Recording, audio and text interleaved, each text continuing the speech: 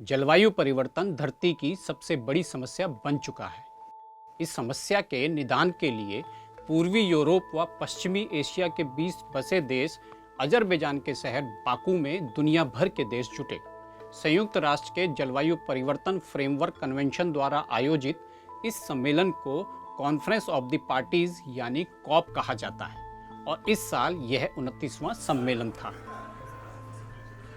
11 से 23 नवंबर तक चले इस सम्मेलन में फैसला लिया गया कि विकासशील देशों को हर साल विकसित देशों द्वारा 300 अरब डॉलर की रकम मुहैया कराई जाएगी। इस विषय को गंभीरता से समझने के लिए हमें सबसे पहले जलवायु वित्त पोषण यानी क्लाइमेट फाइनेंस को समझना होगा। दरअसल पेरिस समझौते के वक्त यह कहा गया था कि जलवायु परिवर्तन की वजह से जिन विकासशील या गरीब देशों को नुकसान हो रहा है और जलवायु परिवर्तन के लिए जिम्मेवार जीवाश्म ईंधन को छोड़कर रिन्यूएबल एनर्जी को अपनाने पर होने वाले खर्च की भरपाई के लिए सालाना अमीर देश एक मुश्त राशि गरीब देशों को देंगे। साल 2009 में तय हुआ था कि साल 2020 तक विकासशील देशों की सहायता के लिए विकसित देशों द्वारा हर साल 100 अरब डॉलर जुटाए जाएंगे। अब यह राशि 300 डॉलर कर दी गई है, लेकिन विकासशील देश इससे नाराज है।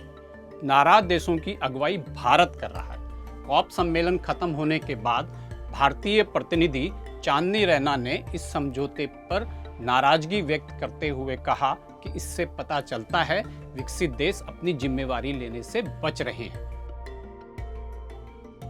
दरअसल विकासशील देशों ने सम्मेलन के दौरान अपनी ओर से एक प्रस्ताव पारित कर जलवायु वित्त पोषण के तौर पर 1300 अरब डॉलर की मांग की थी, जो 300 अरब डॉलर के मुकाबले कहीं अधिक है। यही वजह है कि विकासशील देशों ने एक बयान जारी कर इस समझौते को अपमानजनक बताया है।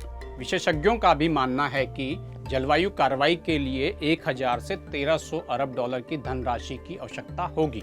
इस रकम के जरिए जलवायु प्रभावों के कारण होने वाली हानि या क्षति से निपटने के लिए जरूरतमंद देशों को मदद दी जाएगी।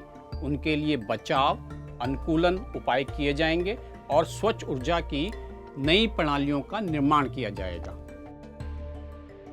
वहीं UNFCCC ने अपनी रिपोर्ट में विकासशील देशों को अपने जलवायु लक्ष्यों यानी NDC को हासिल करने के लिए 2030 तक 5012 से 6852 अरब अमेरिकी डॉलर की आवश्यकता बताया था। विकासशील देशों का तर्क है कि जलवायु परिवर्तन की वजह से उनके देशों में आपदाएं बढ़ गई हैं, जिसमें बाढ़, सूखा, जंगलों में आग, भीषण गर्मी, लू, भारी बारिश की घटनाएं शामिल हैं। जबकि जलवायु परिवर्तन के लिए विकसित देश ही जिम्मेवार हैं, इसलिए विकसित देशों को भरपाई करने की जिम्मेवारी लेनी चाहिए।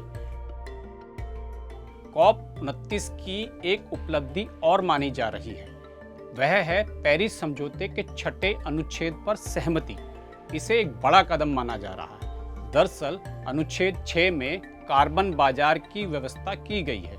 यह कार्बन बाजार कार्बन क्रेडिट के क्रय विक्रय को आसान बनाएगा और देशों को अपने यहाँ कार्बन उत्सर्जन को कम करने और जलवायु अनुकूल परियोजनाओं में निवेश करने के लिए रियायत देगा। लेकिन विशेषज्ञों ने इस पर भी चिंता जताई है। विशेषज्ञों की चिंता यह है कि उत्सर्जन के लिए जिम्मेवार देश अब कार्बन क्रेडिट के बहाने और तेजी से अधिक उत्सर्जन करेंगे। Centre for science and environment की एक रिपोर्ट में इस पर पहले ही चिंता जताई गई थी। CSC ने अपनी रिपोर्ट में पाया था कि कार्बन क्रेडिट के खरीदार अपना उत्सर्जन जारी रखते हैं, बल्कि कई कंपनियों ने यह कहते हुए अपना उत्सर्जन बढ़ा दिया है कि उन्होंने क्रेडिट खरीदा है। कुल मिलाकर देखें तो विकसित देशों ने सिर्फ 300 अरब डॉलर का वादा किया है, जो विकसित देशों की मदद के लिए पर्याप्त नहीं है। यानी कहीं ना कहीं ग्लोबल नॉर्थ क्लाइमेट फाइनेंस के मामले में ग्लोबल साउथ का साथ छोड़ रहा है।